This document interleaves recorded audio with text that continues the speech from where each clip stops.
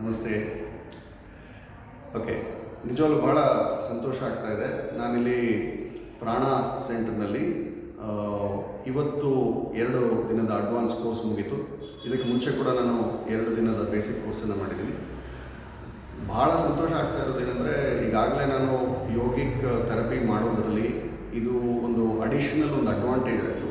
ಜೊತೆಗೆ ಏನು ಒಂದು ಕಾನ್ಸೆಪ್ಟ್ ಇದೆ ನಮ್ಮ ಟ್ರೆಡಿಷನಲ್ ಇದರಲ್ಲಿ, ನಮ್ಮ ಚಕ್ರಗಳ ಥೆರಪಿ ಎಲ್ಲ ಏನಿದೆ ಅದರಲ್ಲೇ ಇದು ಇನ್ನೂ ಬಹಳಷ್ಟು ನಾಲೆಡ್ಜ್ ನಮಗೆ ಸಿಕ್ಕಿದೆ.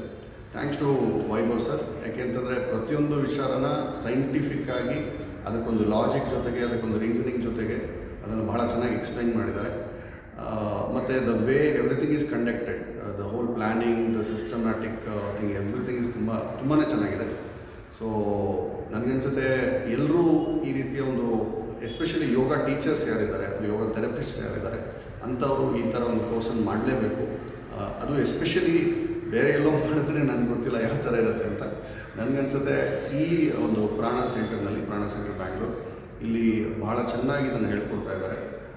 I really insist, yoga teachers, yoga therapists ಅಥವಾ ಬೇರೆ ಯಾವುದೇ ರೀತಿಯ ಒಂದು ಹೀಲಿಂಗ್ ಥೆರಪಿನಲ್ಲಿದ್ದಾರೆ ಅಂಥವ್ರು ಇದನ್ನು ಕಲಿಬೇಕು.